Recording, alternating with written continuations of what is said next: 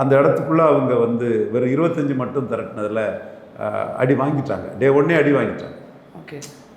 அதுக்கு பிறகு அவங்க பேச்சே பொதுச் செயலாளர் எடப்பாடி பழனிசாமி தான் பொதுக்குழுவை கூட்டணும், செயற்குழுவை கூட்டணுங்கிறாரு. அப்புறம் சசிகலான்னு சொல்லும்போது எடப்பாடிக்கு எரிச்சல் கொஞ்சம் வந்திருக்கும். எனிவே இவங்களுக்கு ஒரு ஃபேஸ் சேவிங் தான் சசிகலா பேர் சொன்னது. அப்புறம் அவருக்கும் அது எரிச்சலாக வந்திருக்கும். சரி, அவரும் வந்து என்ன இப்படி போயிட்டு இருந்தால் இவங்களும் ரிசைன் பண்ணிட்டு போய் தாவேக்காவில் போய் சேருவாங்க. அது வேண்டாம்.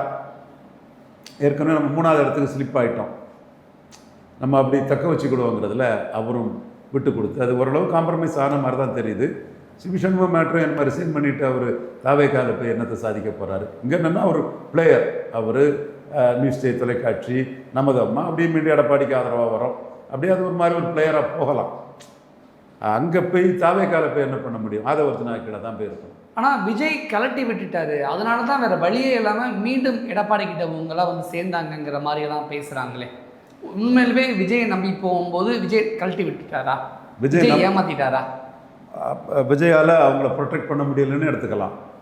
ஏன் 32 வரட்டு, எண்ணிக்கை வரட்டுன்னு தான் விஜய் போய் பார்த்தார். எண்ணிக்கை வரலை.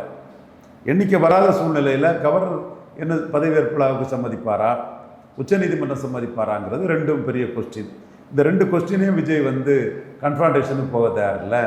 அதில் வந்து இதில் போய் மோதாண்டான்னு விஜய் முடிவு எடுக்கிறாரு. இந்த காலகட்டத்துக்குள்ளே செல்வ பெருந்தகை தமிழ்நாடு காங்கிரஸ் கமிட்டி தலைவர் வந்து நீங்கள் அவங்கள மந்திரி ஆக்கினா நடக்கதே வேறு, நாங்கள் விட்ரா பண்ணிடுவோன்னு ஒரு மிரட்டலை போடுறாரு. விஜய் டேரெக்டாக மிரட்டிட்டாரா? தாவேக்காவை மிரட்டுனா அர்த்தம் அதானே, விஜய் மிரட்டுறதா அர்த்தம்.